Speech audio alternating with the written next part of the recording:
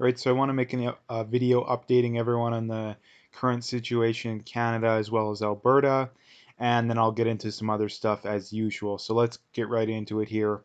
Canada is up to 3,385 confirmed cases with 35 deaths, sticking at about that just over 1% death rate, which, although very sad to see 35 people die, it's still a lot better than the average, which is in that 3-4% range. So that's good to see that Canada's doing relatively well, at least on that level.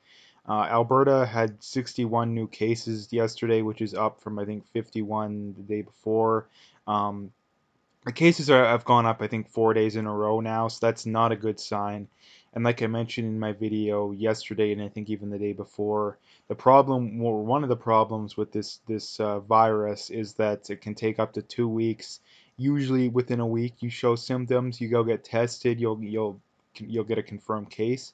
So the problem is that a lot of these cases that we're confirming are cases from a week ago, upwards of 2 weeks ago. So that's the big problem, is that we've only had a big, the overwhelming majority of business has been shut down for about a week and a half now.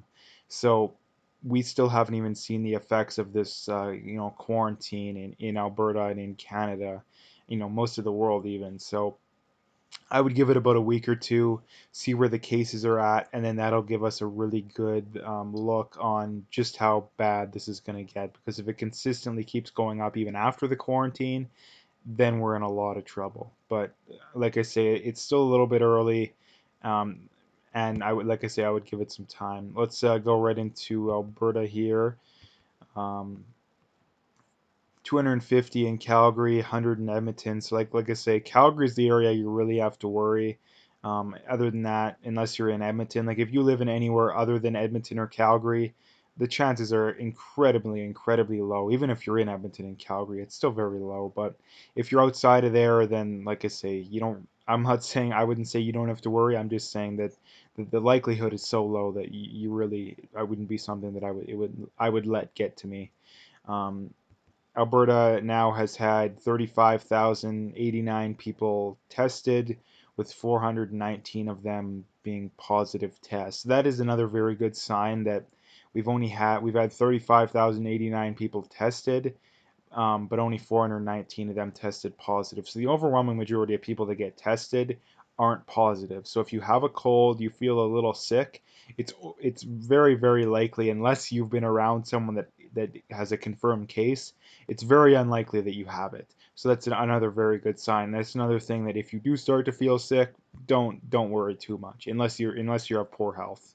Um, but anyway, that's kind of the update as far as today goes, or technically from yesterday.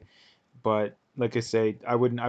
It's still early. It's still early. Like I say, I would give it a week or two, see where things are at. If we're over like 100 cases a day, then I would start to get worried.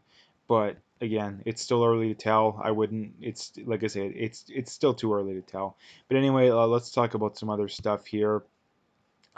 So this is from, I don't know who this is, Maureen Furqui. I don't know if you pronounce that right, but she goes on to say COVID-19 is a gendered crisis. Nurses, aides, teachers, child carers, and early childhood educators um, are mostly women. They are the front line of this public health crisis and carry a disproportionate risk of being exposed to the virus. Stefan Molyneux responds to narcissistic self pity. And the reason why is that, I mean, look at this person, a green senator, feminist, like, come on. It's rather obvious where your biases lie when you have feminist in your description. But like I say, we know that men are about 60% more likely to die from this. But yet you still have someone like this that has the balls to come out and say this is women the one being mostly affected. It's like I say with society, even in areas where men are the ones that are the ones that clearly face sexism, society still finds a way to spin it to somehow meaning that women are the ones most affected. Like the classic Hillary Clinton quote is that women are the ones most affected by war. Who cares? It's that men are the one. Millions of men had to die in war. It's women that are most affected because they have to stay at home and look after the kids. Like, it's women that were the ones that were oppressed because they didn't have the right to vote. It was worse to not have the right to vote than to be forced to storm the beaches of Normandy. Yeah, it's a lot worse to not have the right to vote than to storm the beaches of Normandy. Like, come on, like it's just absolutely insane. Um, but anyway, this is from Kian Bexty, and if you're from Alberta, Jason Kenney moves to enforce isolation by law for all those exhibiting symptoms. Massive fines can now be levied. I just got back from Calgary, no temperature checks at all. Um, Passengers were surprised at the lax effort from the feds. Again, this makes no sense whatsoever. Why are we still doing this? Like I've been talking about this for over a week now. Like like we're fining people. I've heard upwards of in the tens of thousands of dollars. I don't know what the exact number is. I heard 1,000, and then it could be even more for subsequent or more than that. um, we're having these super harsh penalties, which I agree to an extent. Like if you test positive and you're walking around in public, you're a piece of what. But should people be fined? Honestly, I think so. But and it's for the simple reason that the average person is so stupid, so out of touch, that they're the kind of people that'll get it and go around and not even care. But I don't think people that just show symptoms, like if you sneeze in public, and I mean if you don't cover your mouth, yeah, that's a asshole move. But if you have a slight runny nose, like, to me it should be people who test positive should be under forced quarantine, and those are the kind of people we should be paying attention to, not people that have a runny nose or sneeze. Like, to me that's BS, especially the fact that we have such lax security and any effort put in from people flying in and out. Like, that makes absolutely no sense. um, but anyway, Ben Shapiro here. This is something that I've seen a lot of lefties in Canada talking about, so I thought I'd talk a little bit about it. Government shuts down free markets. Leftists, if your free markets work so well, why don't you need money? Why do you need money from the government? Um, and it's very true. And like I say, I've seen a ton of these leftists make this argument that, oh, you conservatives are loving your free healthcare now, aren't you? Well, it's a terrible, terrible argument, like terrible. In that, number one, we don't have any other options, and number two, even if we did have any other options, most of us can't afford it because you tax us up the what, so we can't afford to go somewhere else and get some decent health care.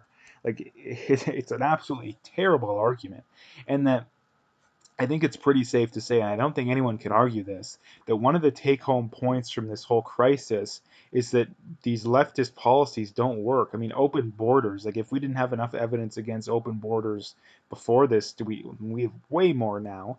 Massive amounts of regulation with this kind of stuff. If we don't have enough evidence against that now, we do now. In the States, basically, the government's slashing regulations, and that doctors can't work state to state. They got rid of that regulation. There's these regulations on companies building masks that they have to jump through all these hoops with the FDA. They're slashing those regulations. Um, all the trade regulations, they're slashing those. So again, it's not that, oh, look at how good socialism's working now. No, it's the opposite. Look at how much better it would have been if we didn't have all these regulations. So yeah, I wanted to talk about that because all these idiot leftists that are talking about, the fact that, oh, you guys really liking your free healthcare now, aren't you? Well, we don't have any other options. Like, how stupid could you be? Like, again, it just really bothers me that again, it's such a terrible argument too. It just shows what big of a bubble they're in. That the fact that it's such an easy argument to destroy just goes to show that they don't spend any time whatsoever around people that disagree with them, even in the slightest bit. But anyway, this tweet's from Steven Crowder. 3.28 million Americans have filed for unemployment, and we will have a bill that allots over 300 million to refugees and illegal immigrants.